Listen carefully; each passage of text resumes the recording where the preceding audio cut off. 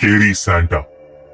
बेकी, जो सिर्फ 10 साल की थी, अपनी माँ ओलिविया से बहुत नाराज थी क्योंकि वो क्रिसमस से एक हफ्ते पहले न्यूयॉर्क से शिकागो शिफ्ट हुए थे और बेकी अपने पुराने घर और सारे फ्रेंड्स को बहुत मिस कर रही थी।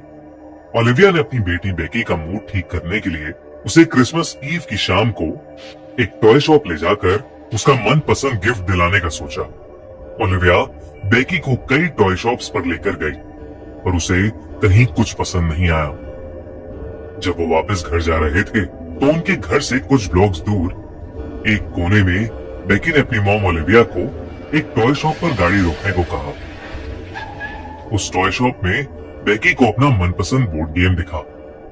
जब वो उस शॉप के अंदर गए तो उनके चारों तरफ अलग अलग खिलौने थे जो बहुत ज्यादा सुंदर थे। पर ओलिविया को एक बात काफी अजीब लगी कि उनके अलावा उस शॉप में कोई नहीं था। लेकिन उस शॉप के अंदर खिलौने इतने सुंदर थे कि ओलिविया भी उनको देखकर एक छोटी सी बच्ची बन गई। वो शॉप एक्सप्लोर कर ही रही थी कि उसे एकदम से एहसास हुआ कि बेकी उसके साथ नहीं है। उसने पूरे स्टोर में अपनी बेटी को ढूंढा पर उसे वो कहीं नहीं दिखी। उसने काउंटर पर जाकर मदद मांगने की कोशिश भी की पर वहां भी कोई नहीं था। डरी हुई ओलिविया बेकी को आवाज लगाते हुए उसे हर जगह ढूंढ रही थी जब उसे एक बूढ़े इंसान की जोर से हंसने की आवाज आई। उसने आवाज की ओर देखा तो उसी टॉय शॉप के एक अंधेरे से कोने में कुर्सी पर बैठा एक बूढ़ा आदमी सांता क्लॉज की कॉस्ट्यूम पहने जोरों से हंस रहा था और उसकी बेटी बेकी उस सांता की गोद में बैठी हुई थी।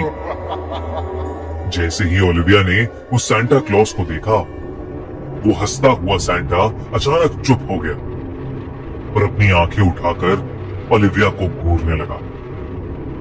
उस सांता को देखकर ओलिविया को एक अजीब सी घबराहट हो रही थी। ओलिविया को बेकी का वहां उस सांता की गोद में होना ठीक नहीं लग रहा था तो उसने चिल्लाकर बेकी को अपने पास आने को कहा पर बेकी ने अपनी मॉम ओलिविया को कोई जवाब ही नहीं दिया। ओलिविया जब उस सांता के पास अपनी बेटी को वहां से ले जाने के लिए पहुंची तो उसने अपनी बेटी को सांता को ये बोलते हुए सुना कि क्रिसमस पर ओलिविया बेकी को अपने दोस्तों से दूर ले आई है और वो इसलिए अपनी मॉम को बिल्कुल पसंद नहीं करती। जब ओलिविया ने इस बात को सुनकर उस सांता की ओर देखा तो उस सांता की शक्ल पर एक बहुत ही डरावनी हंसी थी। ओलिविया ने तुरंत अपनी बेटी को सांता की गोद से उतारा और स्टोर से बाहर निकलने लगी। बेकी बाहर जाते हुए सांता को मुड़कर बाय कर रही थी पर जैसे ही ओलिविया ने सांता की ओर मुड़कर देखा तो वो जोर जोर से अपनी भयानक सी आवाज में हंसने लगा और हंसता हुआ अचानक से अंधेरे में गायब हो गया। उसे ऐसे गायब होता देख ओलिविया एकदम घबरा उठी और जल्दी से बेकी को कार में बिठाकर वहां से निकल गई। ओलिविया का हस्बैंड टाइलर एक बहुत इंपॉर्टेंट बिजनेस मीटिंग के लिए दूसरे शहर में था जो शिकागो से कुछ ही घंटों की दूरी पर था। घर पहुंचते ही ओलिविया ने अपने पति टाइलर को फोन मिलाया और जल्दी से घर वापस आने को कहा। टाइलर ने कहा कि वो रात तक घर वापस आ जाएगा। रात होते ही ओलिविया ने घर को अंदर से बंद कर लिया और रात को अपनी बेटी को अपने कमरे में अपने साथ सुलाकर खुद सोने की कोशिश करने लगी। देर रात हो चुकी थी, उसकी आंख अभी लगी ही थी जब उसे बेकी के हंसने की आवाज आने लगी और साथ साथ उसे एक गाना सुनाई देने लगा। Jingle bell, jingle bell, jingle all the way.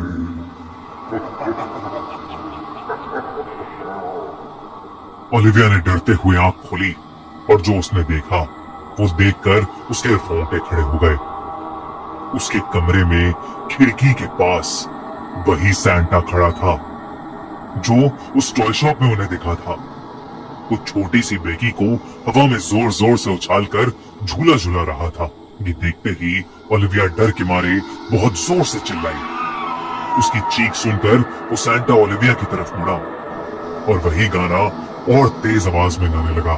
Jingle bell, jingle bell, jingle all the way. Beki जिसको वो हवा में उछालकर झुला रहा था, बीच हवा से जमीन पर गिर पड़ी। ओलिविया ने बिना कुछ सोचे समझे घायल बेकी को वहां से उठाया और उस घर से निकलने के लिए भागने लगी। वो जैसे ही सीढ़ियों से नीचे उतरी, उसने देखा कि वही सैंटा सामने से उसकी तरफ आ रहा है। ऐसा लग रहा था मानो सैंटा का हुलिया बदल गया हो और वो बहुत ही ज्यादा भयानक लग रहा था। ओलिविया ने अपनी डाइनिंग टेबल पर पड़े प्लेट्स और फोर्क्स उस पर फेंक कर खुद को बचाने की कोशिश भी की, पर वो सब उस सैंटा के आर पार चले गए और उसे कुछ नहीं हुआ। ओलिविया पूरी तरह घबराई हुई थी और अब उसके पास और कोई रास्ता नहीं था, तो उसने अपने घर की विंडो का शीशा तोड़ा और बेकी को लेकर उस खिड़की से कूदकर घर से बाहर भागी।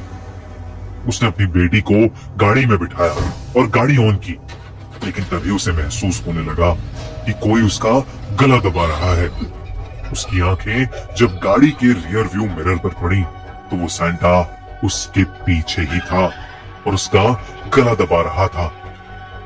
उस सैंटा ने रोती हुई बेकी से कहा कि इस क्रिसमस उसका प्रेजेंट होगा उसकी मॉम की लाश।